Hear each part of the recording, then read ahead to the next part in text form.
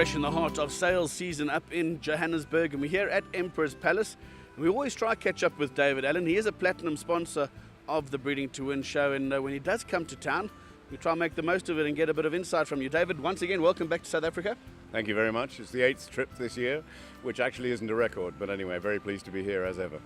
David, some 10 years back, the first tour party that was arranged to go out to Tattersalls was quite instrumental in obviously getting a few mares to South Africa, but I think South Africa left a bit of a mark at Tattersalls as well. Yes, if you're talking about the partying in the evening, you're dead right. But we did have our serious times as well, and we all did a lot of work. You were, and Anton Proctor were instrumental in putting it together at this end, and we were doing our bit at the other end. That was 10 and 9 years ago, which is really quite a time.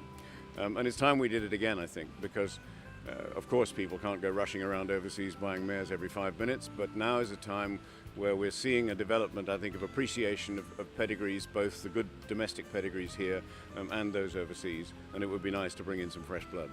There's obviously a lot of suggestions that imported mares bring big results at Premier sales, and they also score decent successes on the racetrack. Yes, it's certainly absolutely correct at the top end. There is no doubt about that at all. I think what we should be looking at, though, also is the more workmanlike middle area, where we've got extremely good production here in South Africa. And 6, 7, 8 years ago, I would experience people looking at pedigrees at yearling sales, which were overseas at a sort of ordinary level, and saying, well, what's that? But now that's not the case. People understand, people are very familiar with pedigrees around the world, not just in the northern, but also in the other southern hemispheres. And so we've got an across-the-board opportunity here, top end, sure, but also middle end. I think it's all a matter of having something new, something fresh. It's going to be brought up here in South Africa. As I've said, the production standards are very high. So it's just having something extra and something new. And of course, they stand out when they happen because they're different. Allan Bloodlines offers a complete service and this complete package in terms of going out, and you're pretty much renowned for doing a lot of groundwork and checking out most of the mares on offer. Yes, we will do all the catalogue work to start with, and our clients here obviously do the same thing, and we just exchange ideas. In other words, they like the idea of this, and this, and I say, yep, fine, and then throw in a few extra ideas. But it's the actual inspections that really make the difference. And sometimes, of course, the client is with us or with me, but very often not. And people have been very kind, one or two of them, and have said, look, I've been there and done it with you once, you've got my eyes now, I don't need to make the trek again. And of course that means that actually I turn down and reject an awful lot more than I probably would if they were with me and saying, oh well, maybe we could go with that. Dave, you managed to do a couple of deals with Tattersalls, and they are on board, and they are inviting South Africans to participate in the sale, and they are willing to look after them. Yes, certainly. I mean, first of all, on the flight situation, if the buyer buys, and that means buys anything at minimum bid level, there isn't some expensive threshold, then there's, I think it's £650, £700 in cash is provided there and then. And so that's always a help. As far as accommodation goes, it's more a question now of making sure we get the right place, at the right sort of budget, and that Tattersalls, which I think they will do, will chip in. There's actually quite a lot behind the scenes, whether they buy a barren mare or whether they go the route of buying a mare that's in full Northern Hemisphere time. It has to be talked through, and because I'm ridiculously enthusiastic about all of this, I don't mind talking it through time and time again.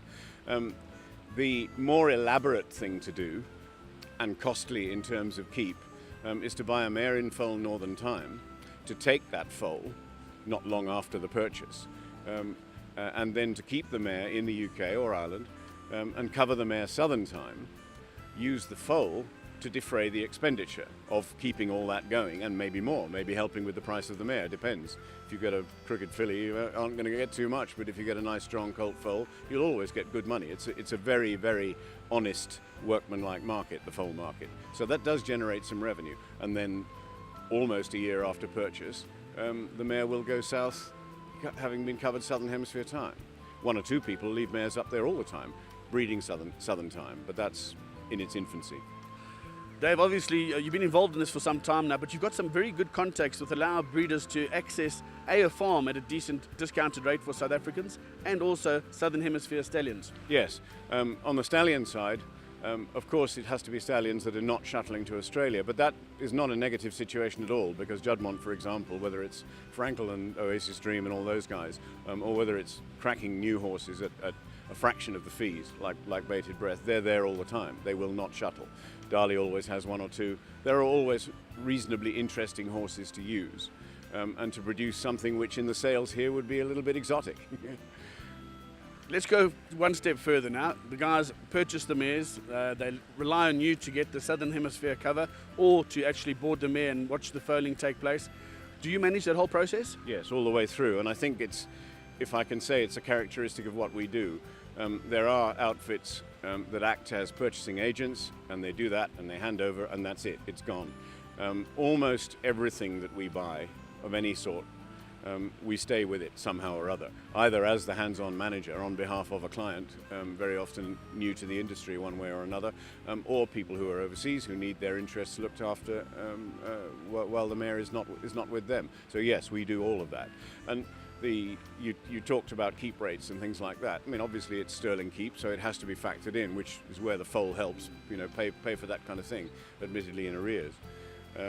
But we work with very solid, good, welcoming and friendly farms, but they're not ones charging the crazy prices. And then we get a deal from their deal anyway and pass that on.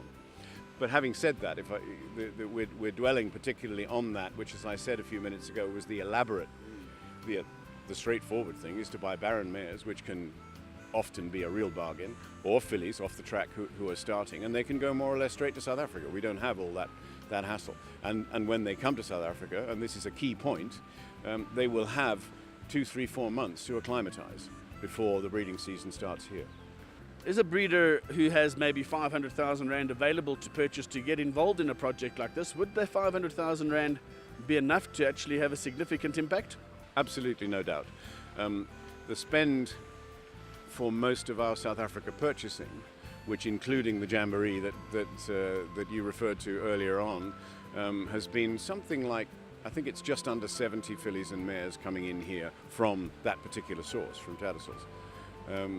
And the average spend 3-4 years ago would be somewhere in the 20 to 40,000 range, sterling I'm talking about. And now it has to be less because the Rand is weak. But I would say that £15,000, 300 odd thousand, is a very good figure to be going to war with. Maybe kicking it up towards 500, we will get something nice. And lastly, David, if somebody was really interested and wanted to get hold of you, we're going to be putting up the details, as you mentioned as well. But how do they go about getting in touch with you? My local cell, I am here 40-odd% of the year anyway, but when that rings and I'm in the UK, my PA roars with laughter because my accent changes and I use different expressions. So that's on all the time. And obviously email, and then I get on. The key thing is to have a phone conversation, or next week, I'm in the Cape all the time. Have car, we'll travel to farm. I'll be on several different farms anyway. Well, thanks very much to David Allan, and certainly if you are willing and you are interested in getting involved in the Tats Mare sale, David Allan, as he said, will be available for contact. He's in South Africa for a week or so, and you are going to be able to make contact with him. Certainly I can recommend the trip. Tattersalls are tremendous hosts, and it's wonderful to see all those international pedigrees. But right now, back to Julie in the studio.